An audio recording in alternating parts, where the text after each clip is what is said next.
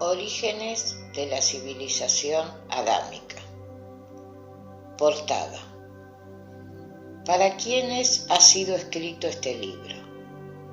Para los buscadores sinceros de la verdad, para los que no tienen más religión que la justicia, la verdad y el bien, y finalmente para los que, conociendo la grandeza y eternidad del espíritu humano, buscan su felicidad cultivándolo hasta el más alto grado de perfección que es posible sobre el plano terrestre. Los lectores que no estén circunscriptos en esta órbita no solo no lo comprenderán, sino que su lectura les dejará tan vacíos como antes de haberlo abierto. Hablo pues en esta portada con aquellos que pueden comprender y asimilar esta lectura. En primer lugar me preguntaréis, si esta obra relata hechos acaecidos 10.000 años atrás, o sea, varios milenios antes de que la visual de la historia recogiera y conservara los hechos de los hombres, ¿cómo los ha recogido y conservado el autor? Ante tal pregunta, me es necesario hacer al lector esta otra interrogación. ¿Habéis estudiado las obras de ese gran explorador celeste de los tiempos modernos, de Camilo Flammarion, llamado el poeta de los cielos, o de otro de esos incansables viajeros estelares que han hecho de los espacios infinitos el campo de acción de todas sus actividades científicas? Si les habéis leído, sabréis que la luz es el gran archivo del universo y que, colocado el observador en el punto marcado por las leyes astrales y etéreas, se produce el hecho perfectamente natural y lógico de que, siguiendo los rayos de luz emitidos sobre la Tierra, en cualquier época, por remota que ella sea, presenciará clara y nítidamente los hechos ocurridos. Otro punto, que acaso resulte algo dificultoso para los análisis de algún lector, son las manifestaciones extraterrestres o supranormales que abundan en este libro, y también preguntará, ¿por qué en aquella época se producían tales hechos con relativa facilidad y hoy no se producen sino rarísima vez? En primer término, partamos de la base de que soy enemigo declarado del milagro, como se llama comúnmente a los hechos que no se pueden explicar por las leyes físicas conocidas en la actualidad, y soy enemigo sencillamente porque la palabra milagro ha denotado siempre la anulación o destrucción de las leyes inmutables del universo, lo cual está plenamente fuera de la verdad, como por ejemplo que un ser muerto vuelva a la vida, que las aguas de un mar se abran como dos murallas para dejar un ancho camino seco, y esto por la palabra de un hombre y para el tiempo que ese hombre lo quiera. Esto es sencillamente del dominio de la fábula, solo aceptada por mentalidades demasiado estrechas que sin razonamiento de ninguna especie se dejan conducir por los dirigentes de las religiones que medran con la ignorancia de las muchedumbres inconscientes. Quien lea esta obra, de seguro, no encontrará tales maravillas, pero sí muchos hechos que la ciencia positiva y materialista niega porque no lo sabe explicar por medio de las leyes que hoy por hoy le son conocidas. La fuerza eléctrica y la fuerza magnética han dado al mundo sorpresas admirables en el último siglo. La fuerza mental, o sea, la del pensamiento humano, las daría mayores si la humanidad terrestre se dedicara a cultivarla como la han cultivado diversas instituciones científicas y filantrópicas de la más remota antigüedad, y hasta en países y continentes ya desaparecidos y de los cuales recién hoy en día empiezan a encontrarse rastros muy vagos y confusos. Pues a esta fuerza mental potentísima, cuyas leyes están solo conocidas por un reducido número de cultores, se deben casi todos los fenómenos o hechos supranormales que aparecen en esta obra. El lector podrá preguntar: ¿por qué es reducido el número de los cultivadores de esa gran fuerza que tanto bien podría hacer a la humanidad? Es reducido en primer lugar porque para desarrollarla es necesario la depuración del alma en forma de que haya llegado al dominio de todas las bajas pasiones propias de esta atrasada humanidad. ¿Y cuántos son los hombres que buscan y quieren eliminar las bajezas de su yo inferior? ¿Cuántos son los que quieren refrenar su materia y dejar volar a su espíritu? Y siendo, como es, tan escasa la evolución espiritual y moral de la humanidad terrestre, es justicia de la ley eterna de armonía y equilibrio universal que en medio de estas humanidades tan nuevas el desarrollo de la fuerza mental se mantenga solo como patrimonio de las pocas agrupaciones de seres cuya evolución les pone en condiciones de hacer de ellas el uso debido.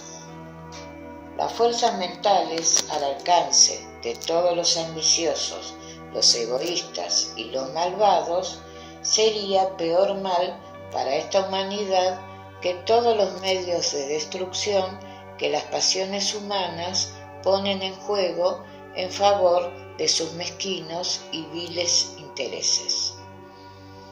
Creo con esto dejar satisfecho al lector respecto de las manifestaciones extraterrestres que se realizaban en medio de los Kodvas de la época prehistórica a que se refiere este libro.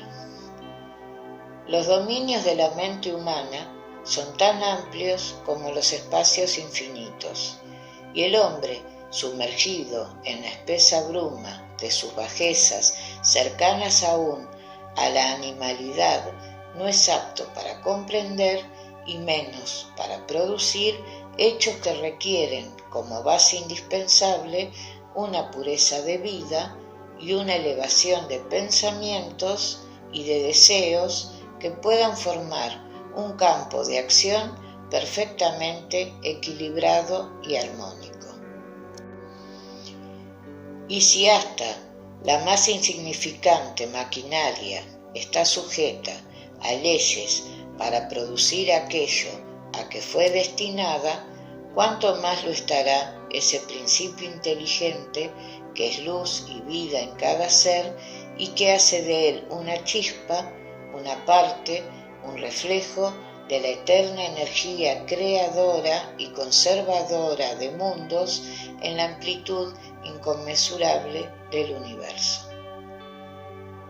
Lector que busca sinceramente la verdad, lector que no tienes ni quieres más religión que el bien, la verdad y la justicia, lector que quieres descubrir el secreto de la paz y la felicidad humana en esta tierra que habitas, medita bien las reflexiones que te presento en la portada de este libro y entra sin temor en los senderitos iluminados por el sol del amor fraterno que hará iguales y felices a todos los hombres cuando hayan comprendido y practicado la palabra del gran maestro, guía de este planeta. Amaos los unos a los otros como el Padre os ama a todos por igual, porque esa es toda la ley. Los prófugos. Las hermosas regiones del sudeste de Atlántida fueron sacudidas por un espantoso cataclismo en que terremotos y maremotos simultáneos ocasionaron el desbordamiento de las aguas del mar y numerosas poblaciones emigraron hacia territorios que no habían sido alcanzados por la inundación. Esta fue la tercera vez que los mares se desbordaron sobre el continente. Fue en esta circunstancia que Noepastro, cuyo reino se encontraba en el norte de Atlántida, frente a las columnas de Hércules, Gibraltar, recibió de sus augures el anuncio de que también su dominio estaba amenazado, por lo cual dispuso la construcción de un palacio flotante para asegurar su vida y la de los suyos durante largo tiempo. Sus grandes ciudades de piedra resistirían largos años la invasión de las olas según su creencia, y si éstas no cedían a los hombres su presa, él buscaría de conquistar nuevas tierras en los países costaneros del Mar Grande, el Mediterráneo. El anciano rey tenía un oculto dolor en su corazón. Había perdido su compañera, la reina Iva, sin que le dejase un heredero varón, lo cual en su dinastía era presagio de ruina inminente. Solo le quedó una hija, Sofía, hermosa, como una alborada que acabó por formar todo el culto, todo el amor, toda la adoración de su padre.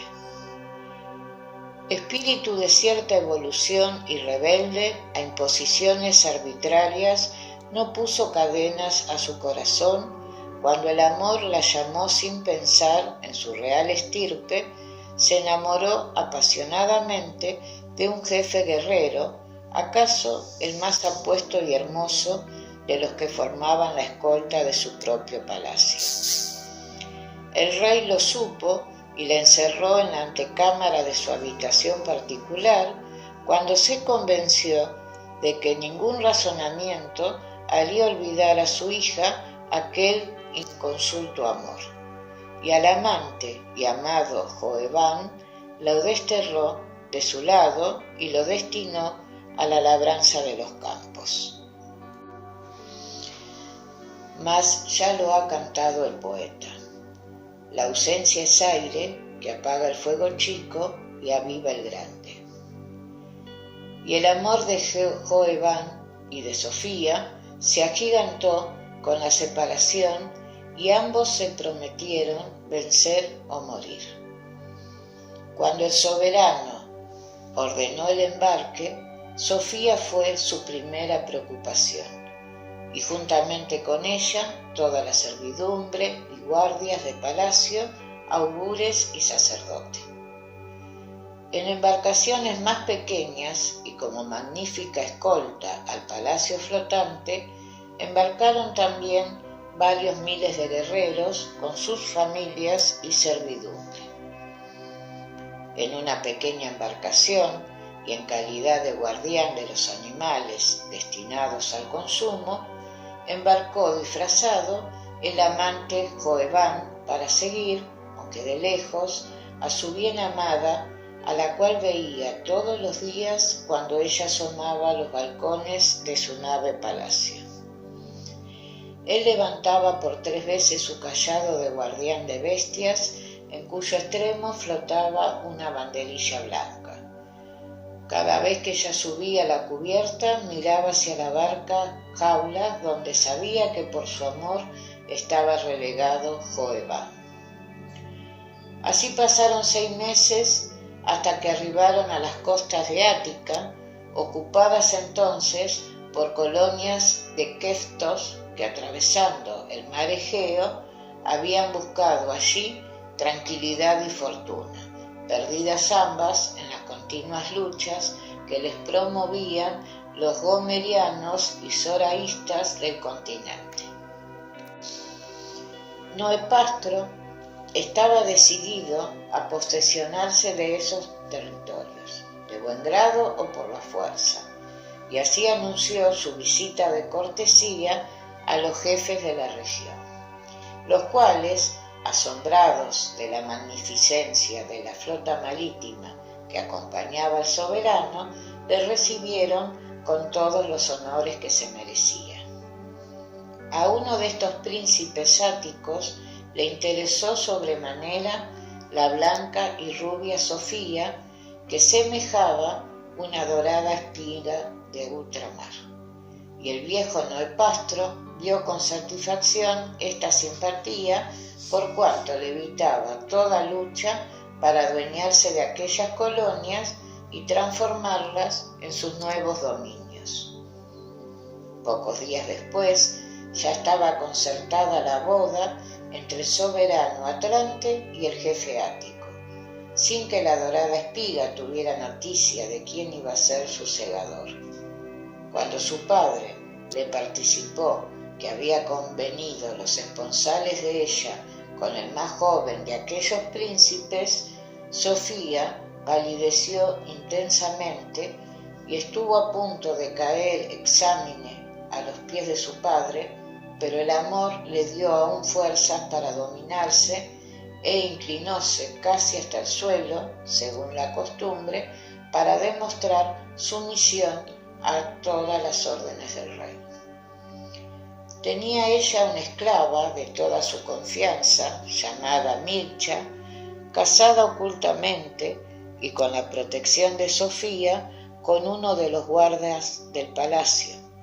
Mircha era, pues, la única confidente de la princesa, angustiada por la cruel y dura resolución de su padre. La infausta noticia fue transmitida por la esclava a su marido y por éste al desventurado Joebán, que estuvo a punto de cortarse la garganta con la misma hacha con que sacrificaban a las bestias.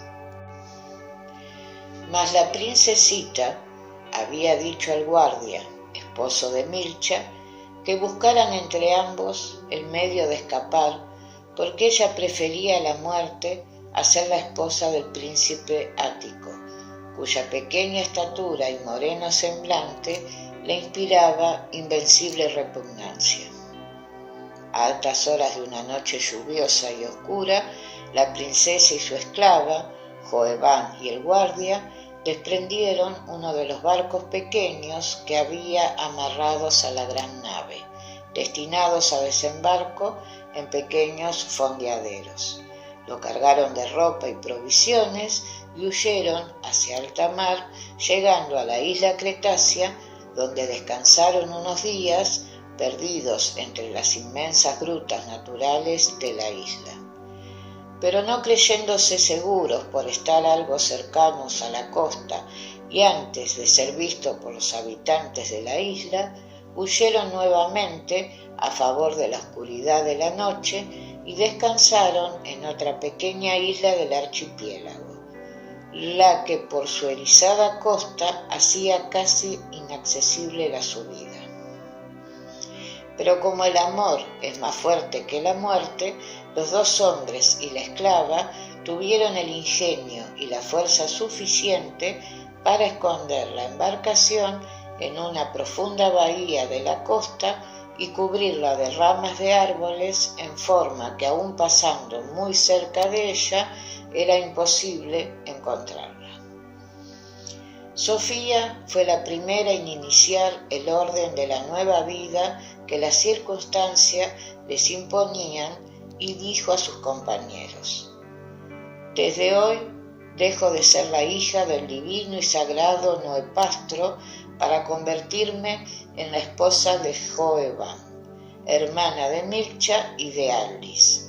Terminaron para nosotros las diferencias de estirpe, de raza y de posición, y no queda más que la íntima comprensión de la amistad verdadera y de la eterna igualdad del amor». Y así diciendo, se acercó a Joebán y posó la frente sobre el pecho del guerrero, que era la más solemne manifestación de que se daba por compañera y esposa para toda la vida. Joeban entonces extendió los brazos y formó con ellos un anillo alrededor del cuerpo de Sofía, símbolo de que su amor y su fuerza envolvían a la joven esposa. Milcha y Aldis, con sus diestras levantadas, habían formado ante ellos el signo crucífero, la cruz. La cruz fue un símbolo sagrado desde los más remotos tiempos prehistóricos, según lo prueban los hallazgos hechos en excavaciones en diferentes regiones. Emblema de la bendición de Dios sobre el amor que unía a los jóvenes desposados. Tal era la ceremonia habitual en los desposorios, solo que el signo de la cruz lo hacían los padres de los contrayentes o los parientes más cercanos en ausencia de aquellos. Los rayos del sol son eternos, dijeron con solemne acento Aldis y Milcha, siguiendo el ritual religioso de su credo. Nuestro amor será como los rayos del sol, contestaron los desposados sin variar la postura. La noche y el día caminan eternamente el uno en pos del otro. Así caminaremos como la noche y el día. Las estrellas se miran eternamente en el mar. Nuestras almas se mirarán la una a la otra como las estrellas en el mar. El Altísimo recibe vuestros juramentos. Al oír estas solemnes palabras, los desposados cruzan sus manos una encima de la otra y los testigos depositan un beso callado, reverente, religioso, sobre la cruz formada por las manos de los esposos. Ya están unidos para toda la vida y más allá de la vida. Terminada la ceremonia nupcial, aquellos 4 seres separados de todo el resto de la humanidad, pero felices con su amor, se dedicaron a reconocer su país adoptivo, que era una pequeña isla montañosa con honduras profundas y vallecitos deliciosos. Hermosas grutas naturales podían ofrecerles albergue seguro para resguardarse del frío y de la lluvia. Las aves acuáticas, los frutos silvestres y las varias especies de rumiantes que poblaban la isla podían proporcionarles el alimento necesario, hasta que, dominada la situación, pudieran tomar otros rumbos hacia regiones habitadas por los hombres. 10 meses llevaban allí cuando Milcha dio a luz un niño varón al cual llamaron Adán, acontecimiento que colmó de felicidad a los 4 desterrados que, sintiendo renacer la tranquilidad, habían casi olvidado la trágica huida y la temible persecución de Noé Pastor. El mismo acontecimiento se repitió 3 meses después y la princesita Sofía fue madre de una hermosa niña rubia que era como ella, una dorada espiga, un reflejo de la aurora. La llamaron Evana. Aquellos 2 jóvenes padres se sintieron gigantes para alcanzar la felicidad con lo que debían coronar a sus esposas y a sus hijos, y empezaron a extender cada vez más lejos sus correrías por el mar, visitando las costas para hacer acopios de pieles, de animales, de frutas y de todo lo que les era indispensable para una vida más llevadera. De algunas de las islas vecinas que habían sido abandonadas, recogieron instrumentos de labranza, utensilios y muebles, lo bastante para dar a sus naturales habitaciones de piedra el aspecto confortable de tiendas de campaña. No obstante, pudo notarse que Sofía se resentía en su físico por la falta de alimentación apropiada y de los cuidados necesarios.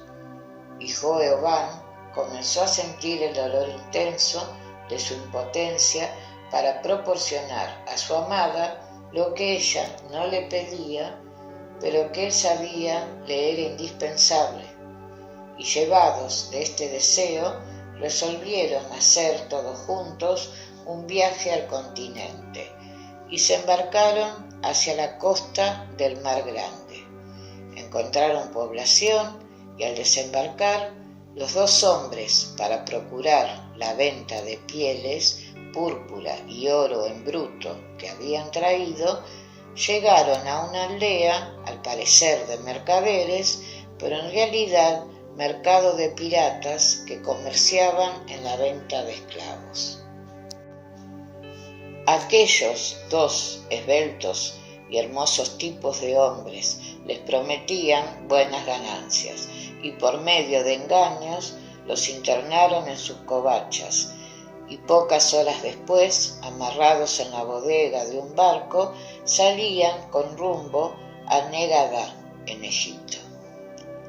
Sofía y Milcha veían pasar un día y otro y su embarcación anclada en la orilla continuaba mecida por las olas como ellas por la esperanza de ver aparecer de un momento a otro a los esposos ausentes. La inquietud empezaba a dominarles cuando Milcha observó un día que eran espiadas desde la orilla por unos hombres cuyo aspecto le causó terror.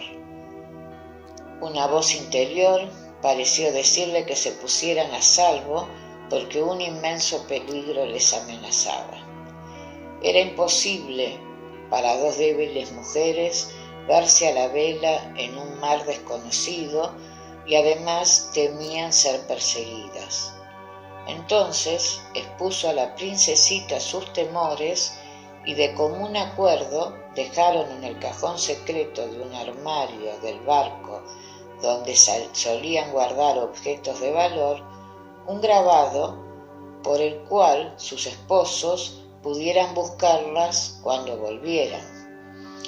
Y a favor de la oscuridad de la noche, con sus hijitos en brazos, subieron a un bote de pescador de los que había anclados en la orilla, con el solo fin de que si durante la noche entraban los piratas a su barco, no las encontrasen. Pero un fuerte viento se desencadenó antes de la medianoche y la barquita fue sacudida tan fuertemente que rompió la amarra y una hora después flotaba como una cáscara de nuez, juguete de las olas. No hay palabras para describir el terror de Sofía ni el valor sereno de Milcha. Joeban, Joeban, clamaba la princesita, mírame como se miran las estrellas en el mar. Nuestro amor es eterno como los rayos del sol. Joeban, somos la noche y el día, y yo debo ir en pos de ti. Y se desvaneció en un largo sollozo. Los pequeñitos lloraban envueltos juntos en una manta de piel. Y Milcha, la esclava, abrazada a su ama, se envolvía con ella en una gruesa cuerda, restos de la amarra que el viento había roto, para evitar que una sacudida de las olas las arrojasen al mar.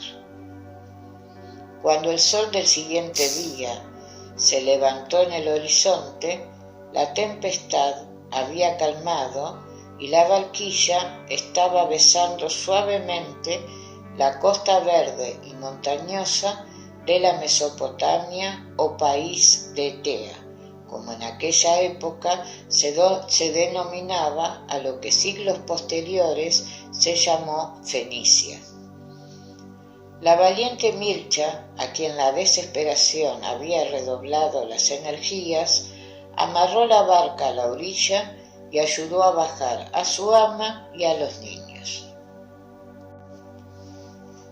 Sofía, como un fantasma de lo que había sido, no podía tenerse en pie, como si su fortaleza y su energía hubieran desaparecido juntamente con su amor. Temiéndolo todo de todos y no esperando nada de nadie, no trataron de encontrar lugares habitados, y la primera preocupación de Milcha fue buscar un refugio antes que le sorprendiera la noche. Se conservaba aún, por entonces, en esas regiones, la especie animal denominada reno o rangífero, resto sin duda de la abundancia de ellos que había siglos más atrás, cuando llegaban hasta allí los hielos del norte, época que los sabios han llamado glacial. El reno, bien se sabe, es una especie propia de los climas polares.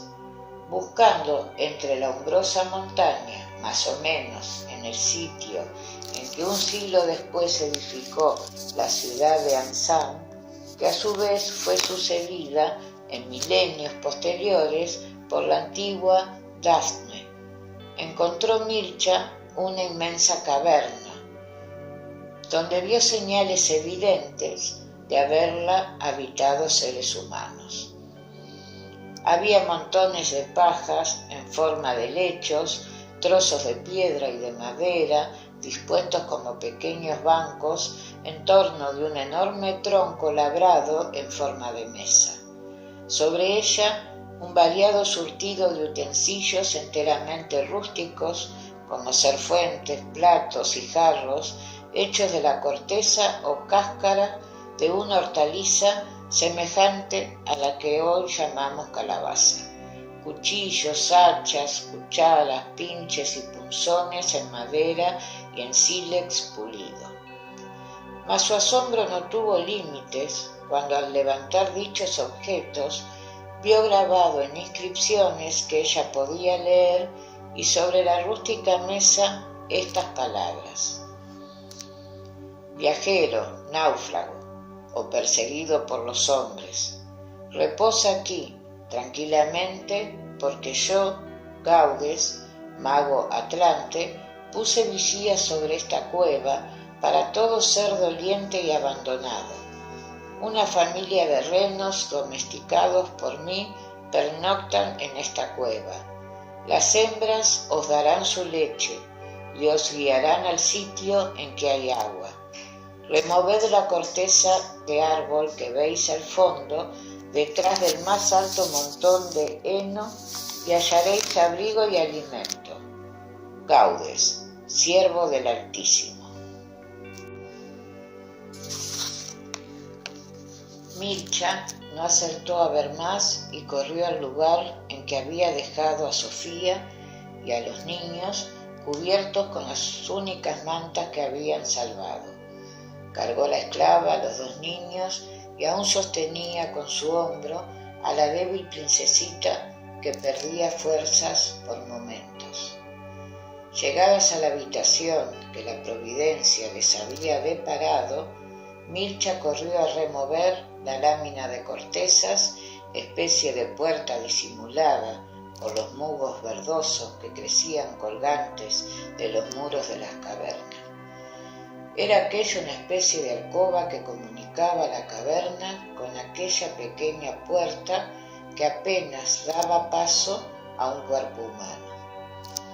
En el fondo de esta alcoba había un lecho formado de troncos perfectamente amarrados unos a otros encima de unos soportes de piedra. Estaba enteramente mullido de pieles de animales salvajes, de mantas de lana rudamente tejidas y de varias clases de ropas sencillas pero limpias y en perfecto uso. Milcha olvidó por un momento lo angustioso de la situación para no pensar más que en el bienestar que todo aquello proporcionaría a su ama. Corrió hacia ella, la levantó en sus brazos como a una chiquilla y la recostó en el mullido lecho del mago atlante. Levantó luego a los niños que dormían felices en su dichosa ignorancia y procurando devolver alegría al corazón de Sofía, le decía: «Qué bien estaremos aquí hasta que Joeván y Aldis vuelvan a la barca y encuentren nuestro mensaje». «Calla, tontuela», respondía Sofía, «¿cómo podrán encontrarnos aquí?». Ni la una ni la otra podían darse cuenta de la distancia que estaban del sitio en que quedó anclada su embarcación, que era más o menos en el sitio en que existió la ciudad subterránea Curana, en la comarca llamada en épocas posteriores Pampilía, en el golfo de este nombre, en la costa norte del Mediterráneo. Dicha ciudad curana, al pie de uno de los cerros del monte Tauro, estaba a la sazón habitada por una raza pigmea pero fortísima, codiciada por las otras razas del continente para los rudos trabajos de las minas en todas esas comarcas montañosas en que abundaban los metales y las piedras preciosas. La esclava tampoco esperaba encontrarse ya con su marido, pero acostumbrada al dolor, a la negación continua de sus deseos grandes o pequeños, se sentía capaz de resignarse a esta nueva inmensa amargura y luchaba por llevar al alma de la princesa esta misma resignación. El instinto de la propia conservación, unido con el amor a sus pequeños hijitos, las obligó a pensar en los medios materiales que podían disponer para conservar sus vidas. El grabado del mago Atlante sobre la rústica mesa decía que encontrarían alimentos junto con abrigo en la original alcoba que acababan de descubrir, y Milcha empezó a buscarlos. En bolsas de cuero encontró trigo, maíz y lentejas, farditos de hortalizas, albuminosas, cortadas en delgadas fibras y secadas cuidadosamente, otras conservadas en aceite en esa especie de cantaritos naturales de calabazas ahuecadas que los había en gran abundancia, escondidos entre las grietas y hendiduras de la misma gruta. Encontraron asimismo frutas secas de palmera, dátiles, de olivo, de higuera, cerezas y almendras conservadas en jugo de vid, leche de reno solidificada por presión y conservada entre hojas aromáticas empapadas en aceite. Milcha continuaba su búsqueda curiosa de descubrir toda la solicitud de aquel desconocido protector, mientras Sofía, sumida en un profundo sueño, olvidaba por unas horas lo terrible de la situación. O mejor dicho, no la olvidaba, sino que se entregaba a ella en otra forma, activa y eficaz, toda vez que libre su espíritu trató de orientarse hacia lo que amaba, valiéndose de recursos propios y de otros que le fueron brindados. El mago Atlante decía que puso vigías sobre la caverna, y estos vigías eran espíritus dedicados al bien, fieles y obedientes a su pensamiento, por alianzas de siglos para las causas elevadas y justas. Este ser fue Gaudes en su última vida y descendía por la sangre de una familia cuyo origen se remontaba hasta un discípulo de Antulio, el filósofo justo, y sus descendientes habían seguido la ley emanada de la escuela antuliana. Se había dedicado a trabajos mentales y su espíritu adquirió un magnífico desarrollo mediante ejercicios perseverantes y ordenados.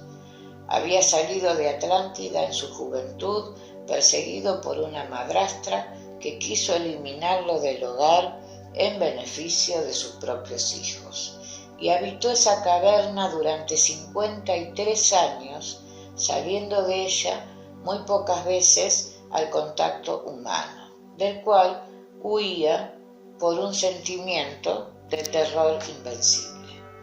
No obstante, hacía el bien a los hombres desde lejos y en forma ignorada, para estar libre, según él decía, de la vanidad nacida de los aplausos y de las manifestaciones de gratitud. Nada quiero de los encarnados, ni aun la gratitud. Tenía él grabado en una placa de corteza sobre la cabecera de su lecho en la alcoba de piedra. Había desencarnado 2 meses antes, mientras marchaba a pie a Butium, situada en el profundo golfo que algunos milenios más tarde se llamó Cilicia, en la costa oriental del Mediterráneo. Con más de 80 años y la actividad espiritual que desplegaba en sus períodos de sueño físico, estaba cada vez más débil y sutil el hilo fluídico que unía su espíritu a su materia, y este hilo se rompió bruscamente por el estampido de un trueno una noche en que dormía en el interior de una gruta antes de llegar a la ciudad. Pudo decirse de él que no quiso de los encarnados ni aun la sepultura para sus huesos, y fue la montaña misma el grandioso mausoleo que guardó sus despojos mortales. Fácil será comprender por este relato que él mismo era entonces el principal vigía de la caverna que albergaba a las 2 abandonadas. Cuando Sofía se sumió en sueño profundo, el espíritu de Gaudes se acercó a la durmiente y, ayudándola a alejarse sin miedo de su cuerpo, la llevó hacia Négada, donde habían sido conducidos Jovan y Aldis, y ella vio. Ambos habían sido vendidos a un gran hombre de aquel país, el cual les puso al estudio de las ciencias sagradas de la época, que era lo que después se llamó cábala o magia, o ciencia de lo invisible, con el fin de que fueran luego miembros de una vasta institución consagrada al desarrollo de las elevadas facultades del espíritu y al bien de la humanidad. Aquel hombre les había dicho al comprarlos: no os quiero esclavos serviles, sino discípulos sumisos y laboriosos. Por vuestro tipo y por vuestra lengua sé que descendéis de una ramificación de los gloriosos toltecas de Atlántida, cuyo genio y fuerza mental llevó a aquellos países a la mayor grandeza alcanzada por los humanos. Espero mucho de vosotros, y porque adivino que una dolorosa tragedia os ha traído a mi lado, os digo que sin el dolor ningún hombre se hace grande, y que un día llegará en que bendeciréis el dolor de esta hora presente.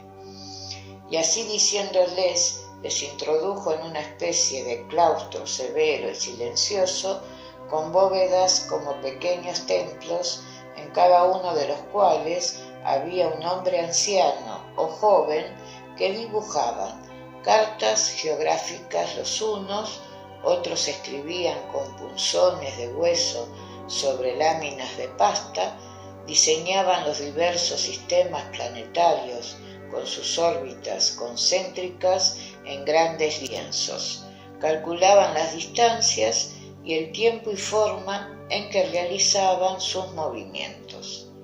Otros, sentados en anchos bancos de piedra, parecían momias, inmóviles y calladas. Estos no dormían, sino que pensaban. Y el amo les dijo: estos son los que realizan las grandes obras en beneficio de esta humanidad. Su trabajo es todo mental y en este momento hacen exploraciones metafísicas o estudios en el plano astral para enseñanza futura de los hombres. Les instaló a cada cual en su bóveda respectiva, donde un ancho banco de piedra cubierto de pieles le serviría de asiento y de cama, y otro banco de piedra más alto le serviría de mesa de trabajo y mesa de comer. Grandes lienzos en blanco y grandes placas de pasta suspendidas en las paredes les indicó que ese sería en adelante su trabajo.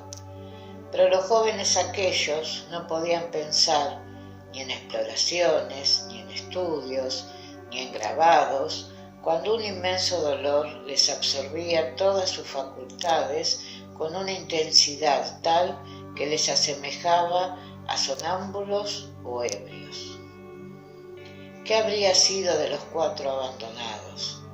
Ante este interrogante, ambos se retorcían las manos y se estrujaban sus carnes como queriéndose aniquilar, y a veces se arrojaba el uno en brazos del otro y rompían a llorar como 2 niños. Tal era la situación cuando Gaudes y Sofía llegaron a Négadá a visitar a los cautivos. Ella se arrojó sobre Joeván y lo colmó de caricias y de besos, produciendo en él un escalofrío como si, abiertas de improviso las puertas, hubiera entrado una fresca ráfaga de viento. Las fuerzas mentales de Gaudes atrajeron sustancia plásmica del éter y la visión de Sofía se tornó clara para el desventurado esposo, que perdió la conciencia del mundo físico y cayó en letargo profundo. Desprendido su espíritu, al igual que Sofía, se entregaron ambos a la sublime locura del amor que les había unido, prometiéndose nuevamente que ese amor sería para siempre, como las estrellas mirándose eternamente en el mar, como rayo de sol que siempre vive, como la noche y el día caminando uno en pos del otro por toda la eternidad. Y Gaudes contemplaba su obra y se deleitaba en ella con gozo casi infinito, y decía llorando de felicidad: Maestro Antulio, bendito seáis por haber abierto a los hombres el camino de la dicha que se encierra en hacer bien sin el conocimiento y sin el aplauso de los hombres. Cuando Sofía y Joeván despertaron a la vida física, parecía envolverles la dulce irradiación de la felicidad y del amor. En sueños he visto a Sofía, Aldis, la he visto y hablado, decía Joeván a su compañero, lleno de íntima satisfacción. Durante el sueño estuve al lado de Joeván, exclamó Sofía al despertarse, y viendo a Mircha junto a su lecho. Desde entonces no tuvo cabida la desesperación en aquellas almas, y la esperanza de volver a reunirse inundó nuevamente de luz el horizonte de su vida humana, y los esposos, favorecidos con la hermosa visión, eran incansables en detallar hasta las más pequeñas circunstancias que la rodeaban. Joeván explicaba a Aldis cómo era la caverna que daba abrigo a sus seres queridos, cómo vio a Mircha preparar con pieles y mantas una camita común para los 2 niños. Sofía explicaba a Mircha en qué forma había visto en sueño a su esposo y le transmitía la seguridad de que eran vivos y que se encontraban con salud y sin peligro. La obra de Gaudes dio flores y frutos en abundancia, y Joeván dijo a su compañero: desde hoy comienzo a grabar en esas pastas la historia de todo cuanto nos ha ocurrido y de cuanto nos ocurra en adelante. Y lo hizo.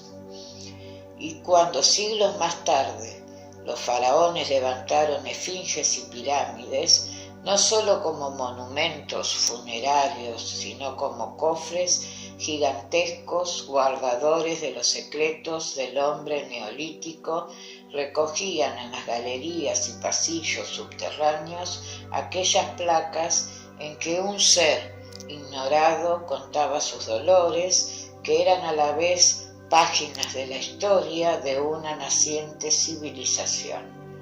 Y las copias en papiro se multiplicaron entre los cabalistas y los augures, antes de que las placas originales entraran al recinto sagrado del silencio y de las sombras, de donde jamás habían de salir. Me ha venido la idea de grabar con este punzón, en trozos de corteza, todo cuanto nos ha ocurrido desde que salimos de nuestro país. Paréceme que un día, después de muerta yo, vendrá Joebán por estas tierras y quiero que encuentre aquí la prueba de que mi amor por él fue como rayo de sol que nunca muere y como las estrellas mirándose eternamente en el mar. Y así lo hizo Sofía.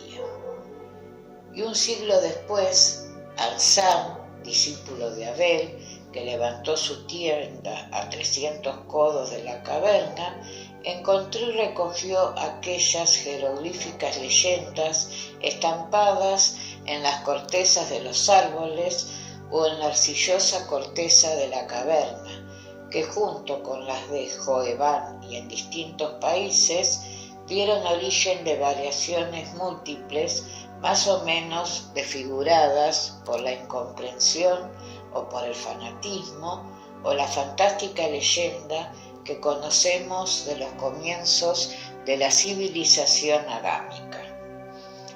Toda la transformación del estado espiritual de Sofía y Joebán fue el fruto del trabajo mental realizado por ellos mismos y por Gaudes durante las horas que mediaron desde el amanecer de las dos mujeres en aquella tierra desconocida y la llegada de la tarde de otoño, suave y sonrosada, plena de aromas de frutas maduras y espigas en sazón. Mircha, tengo frío y no hay aquí fuego ni vino caliente, decía la princesa, tratando en vano de dominar los escalofríos que la estremecían. La esclava, por toda respuesta, sacó pieles y mantas de la alcoba y envolvió a Sofía tanto como le fue posible, y después se sentó a sus pies para darle más calor con su cuerpo. En ese momento, una sombra oscureció la luz de la entrada a la gruta y las dos mujeres asustadas se apretaron más la una a la otra. Era una hermosa reno hembra que las miraba con sus grandes ojos inteligentes y dulces, casi tanto como los de un ser humano que asombrado interrogara. Gaudes, el hombre de las obras sin aplausos y sin recompensa, vigilaba a los huéspedes de su caverna porque los guías superiores de la evolución humana le habían hecho comprender que aquellos 4 seres relegados allí por forzadas circunstancias representaban el primer compás de una nueva y magnífica sinfonía del progreso humano.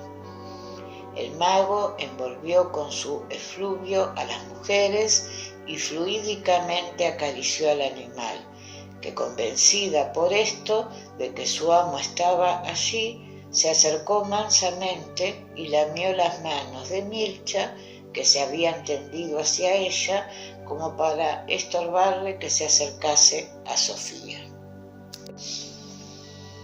Después, la reno tomó con los dientes la manga del vestido de la esclava y tiraba suavemente de ella como si quisiera llevarla hacia un sitio determinado.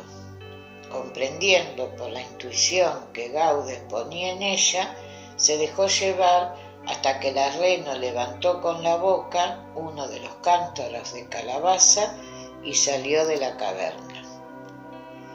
Mircha la siguió hasta que, llegando a pocos pasos de la cueva, a un sitio donde la vegetación crecía de un modo maravilloso, la rena, con repetidos y fuertes golpes de sus patas delanteras, apartó un trozo de madera sin labrar y la esclava asombrada vio el claro espejo de una fuente de agua cristalina formada sin duda por internas filtraciones de la montaña. Llenó el cántaro y ambas volvieron a la caverna, donde los motivos de asombro y emoción continuaban de momento en momento. Apenas habían llegado, la reno tomó por la boca otro recipiente más pequeño y lo llevó a Mircha, que lo recibió sin saber lo que debía hacer con él. El noble animal se le acercaba cada vez más, lamiéndole la mano, hasta que por fin, doblándose cuanto pudo sobre sí misma, hizo llegar la mano a la ubre, haciéndole comprender que debía ordeñarla. Sofía y Mircha se miraron con los ojos llenos de asombro y de emoción, y la princesa saltó de entre sus pieles y sus mantas, y abrazando el cuello de la reno le decía: «Después de Joeván y de Mircha, nadie es más bueno que tú. Desde ahora te llamaré Madina, porque eres madre de madres». Cuando Mircha terminó de ordeñarla, juzgaron que el animal se alejaría, pero no fue así. Vieron con creciente asombro que fue hacia uno de los montones de paja que allí había y tomó un manojo de ellas para ir a depositarlo sobre una piedra achatada que había en el centro de la caverna. Dicha piedra tenía incrustado en uno de sus bordes un pequeño trozo cúbico de otra piedra de color y calidad diferente. La reno empezó a dar golpes con una de sus pezuñas delanteras sobre el cubo incrustado en la piedra del hogar. Aquellos golpes resonaban como martillazos, de los cuales no tardaron en salir chispas de fuego que encendieron la paja. Entonces se dieron cuenta de que la pezuña de Madina tenía una pequeña plancha de hierro en su parte inferior que, al chocar con el cubo de sílex, producía las luminosas chispas que inundarían de claridad y de calor a la extraña vivienda. Hecho esto, el animal se echó a los pies de Sofía y se quedó quieta y tranquila como una cierva que ha terminado su tarea diaria. El espíritu de Gaudens continuaba gozando de sus obras de amor callado y silencioso, sin el aplauso y sin la gratitud de los hombres. Y como él había escrito en aquel grabado sobre la mesa rústica: «Una familia de renos domesticados por mí pernoctan en esta cueva». Aquella familia empezó a llegar juntamente con la caída de la tarde, y Mircha y Sofía, entre el miedo y el asombro, vieron entrar 10 hermosos animales, entre grandes y pequeños, que tranquilamente fueron a echarse entre los montones de paja que había en todos los rincones de la caverna. Entonces las dos mujeres vieron que aquella que primero llegó y que demostraba ser la más inteligente y mejor domesticada, se levantó nuevamente y tomó con los dientes de un hueco inadvertido una especie de puerta fabricada con troncos de fresno unidos unos con otros por medio de fibra vegetal, y cubrió la entrada. Tomó de nuevo yerbas y ramas secas, las arrojó en la pequeña hoguera y fue a echarse tranquilamente en medio de su familia reunida ya en el hogar. Las dos mujeres se abrazaron llorando mientras se levantaba de sus almas un himno de gratitud y alabanza a la eterna providencia de Dios, que de tan extraordinaria manera velaba por ellas. Mago, sacerdote o santo, quien quiera que seas, Gaudes, dos mujeres abandonadas te bendicen en esta hora. El espíritu evocado en esta exclamación de Sofía, allí presente, como un vigía del Ser Supremo junto a sus criaturas, sintió la onda suave y acariciadora de aquella bendición y envolviendo con su aura a las dos mujeres hasta que el sueño físico las puso en condiciones de desprenderse de la materia.